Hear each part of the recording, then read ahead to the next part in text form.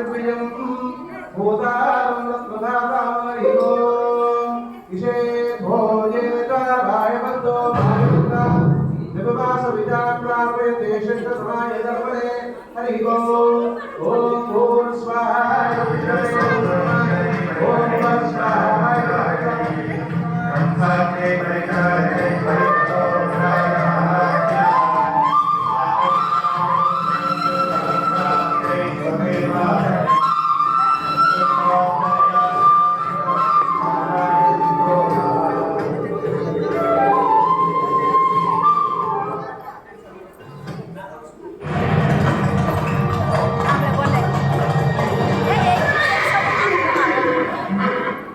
पृथ्वी पर मनुष्य को प्रसन्न करने के लिए यज्ञ कर रहे हैं देवराज इंद्र। ये ऋणी लोग आपका आभार प्रकट करने के लिए सब तरफ एकत्रित हुए हैं। होना ही चाहिए, इनकी खुशहाली मेरे हाथों में है। इन्हें ज्ञात होना चाहिए कि मैं बारिश का स्रोत हूँ जो इनके खेतों और भंडारों को अन्न से भरती है। संभवतः जो लोग मेरे लिए यज्ञ कर रहे हैं उन्हें वर्षा प्रदान करो।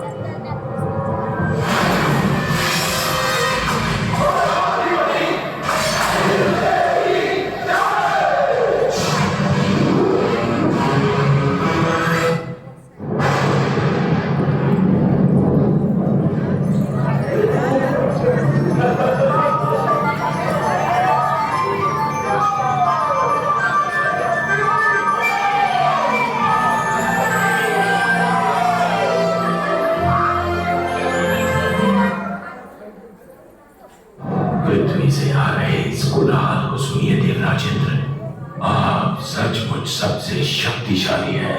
स्वर्ग का देवता हूँ, इंद्र जो हूँ मैं। हम अपनी मर्यादा भूल रहे हो, तुम केवल अपने कर्तव्य का पालन कर रहे हो, भगवान विष्णु का आदेश पूरा कर रहे हो।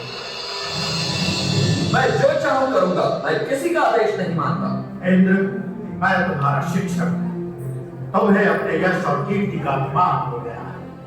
मैं तुम्हें सलाह देता हूँ कि सुधर जाओ, अन्यथा तुम्हारा ये घमंड तुम्हें नष्ट कर देगा।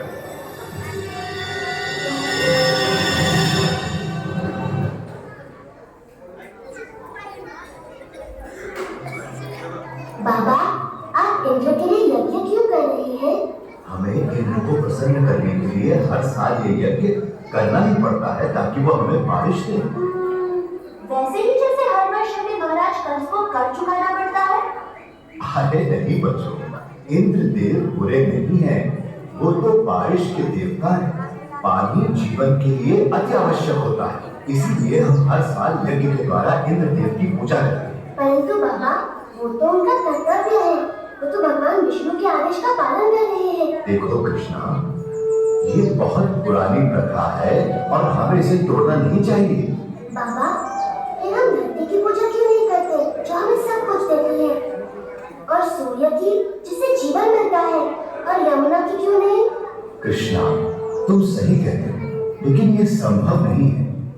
हम सदियों से चलती आ रही इस प्रथा को अकस्मात ही तोड़ नहीं सकते बेटा। परंतु बाबा, क्या हमें आंखें बंद करके प्रथाओं को मान लेना चाहिए? वो तो भगवान विष्णु है जो इंद्र और सभी देवताओं को शक्ति प्रदान करते हैं। कृष्ण बिल्कुल सही कह रहा है, सभी देवता भगवान विष्णु के आदेशानुसार काम करते हैं। और वैसे भी वेदों में इंद्र के लिए अलग से यज्ञ का विधान नहीं है।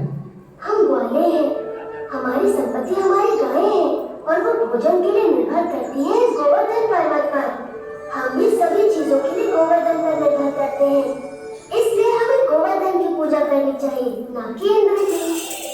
मेरे वृंदावन के प्यारे मित्रों, हम सबको गोवर्धन पर्वत का हृदय से आभारी होना चाहिए। आप स्वयं ही देख लीजिए गोवर्धन पर्वत के चमत्कारों को जो वृंदावन का जीवन है। हमारी जमीन से जंगलों की घास चढ़ती है और हमें मीठा मीठा कर देती है। इसके झरने हमारी प्यास बुझाते हैं। इसके मैदानों में हमारी फसलें और फल उगते हैं। इसकी लकड़ी से बने घर हमें सुरक्षा देते हैं। मित्रों, हमारा जीवन इंद्र पर निर्भर नहीं करता, बल्कि गोवर्धन पर्वत पर निर्भर करता है।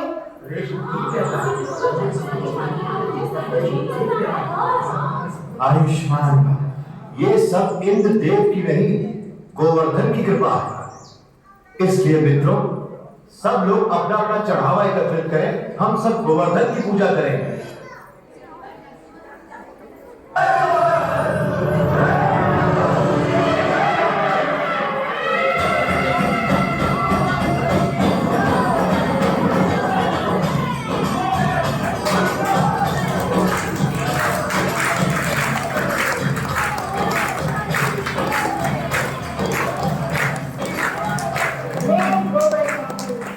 मैं तुम्हारी प्रार्थना से बहुत प्रसन्न हूँ। अगर तुम सभी अपने पशुओं के साथ मेरी परिक्रमा करोगे तो मैं बहुत प्रसन्न होऊंगा।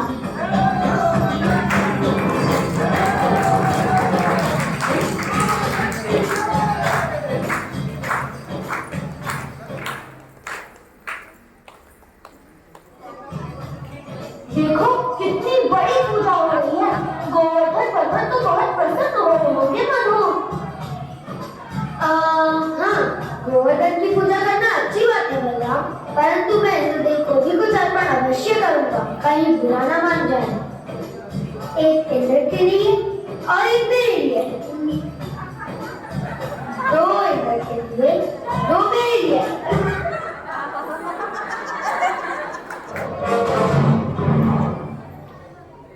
आओ आओ संवर्तक, मेरे साथ मेरे भक्तों द्वारा चढ़ाए गए चढ़ावे का आनंद लो।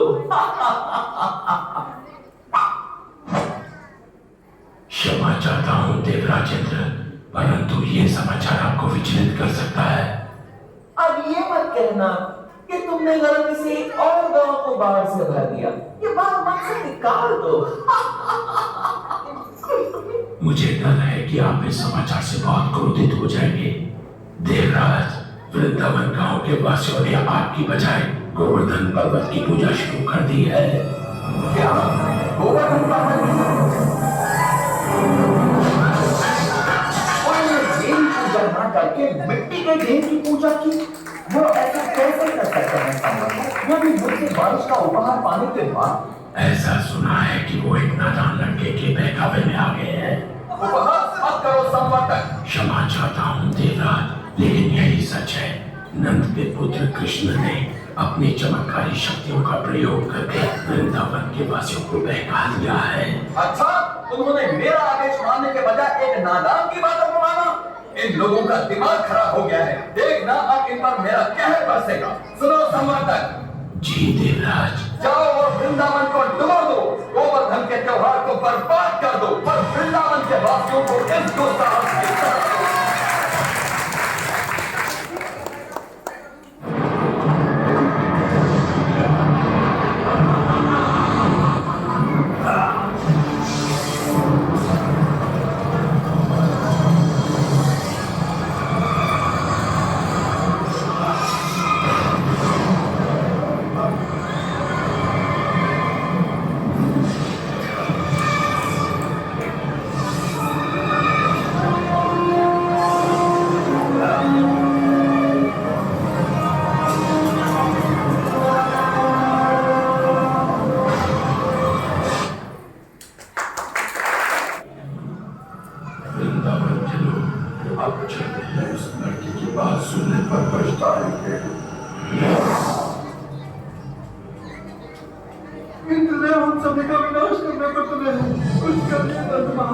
मेरे प्यारे कृष्ण, मैं जानता हूं तुम हमारा हित ही चाहते थे, लेकिन तुमने इंद्रदेव को कुपित कर दिया।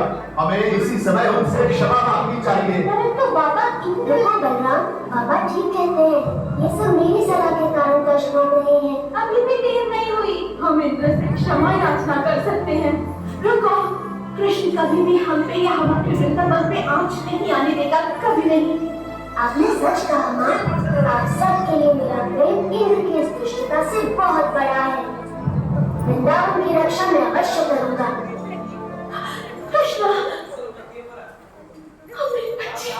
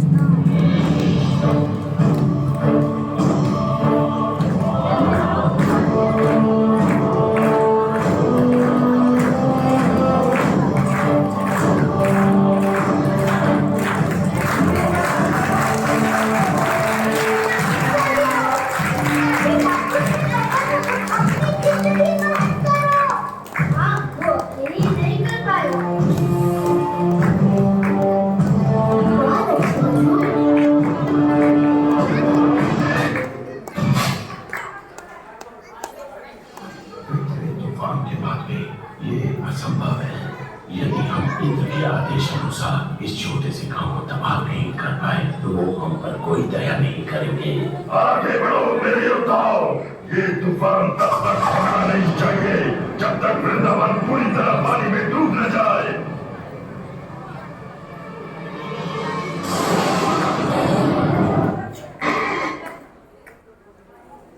देवराज, आओ सम्राट, बहुत थके हुए लग रहे हो। बैठ जाओ और सब विस्तार पूर्वक सुनाओ। बताओ, क्या तुम्हारे तूफान के बाद भी वृंदावन का कोई चिन्ह बचा है? देवराज, आपके योद्धाओं ने पिछले 6 दिन और 6 रातों से तूफान मचा रखा है, जिसमें आग की तरह बिजली कड़क रही है और घनघोर वर्षा हो रही है। मनुष्य ने इससे पहले ऐसा दृश्य कभी नहीं देखा। अच्छा है, बहुत अच्छा है। अब तो वृंदावन पूरी तरह डूब चुका होगा। काश मैं ऐसा कह पाता देवराज इंद्र, लेकिन सच ये है कि हमारे तूफान भी कृष्ण के सामने नहीं टिक पाए। मेरे तूफानी योद्धा एक बच्चे से पास हो गए।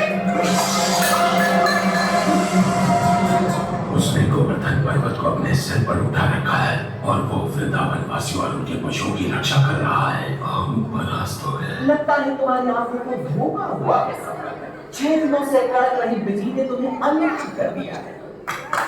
मेरे वाहन ऐरावत को बुलाया जाए।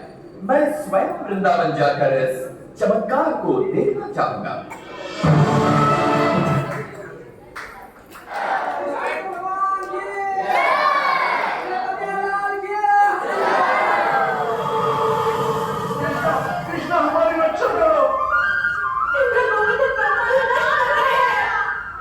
इंद्र कुछ नहीं बिगाड़ सकते, भय मत करो।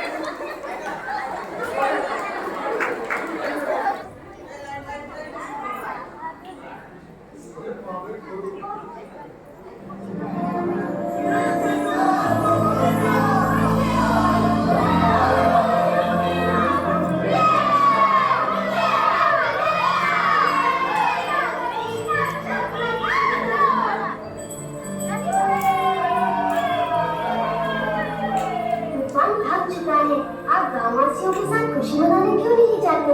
पर कृष्ण, क्या तुम अकेले इस पर्वत को उठाए रख सकते हो? नादान मत बनो कृष्ण, तुम एक छोटे बालक हो, पहले तुम बाहर हो। आप बहुत दयालु हैं।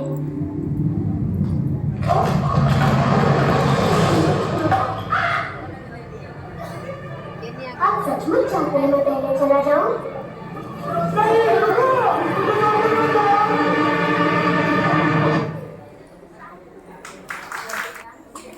मैंने देखा आप मुझसे कितना स्नेह करते हैं, अन्यथा मेरे प्रतिकार के बाद ही आप मुझसे मिलने यहाँ क्यों आते? कृष्ण, प्रतिकार तो मैंने किया है आपका। मैंने बहुत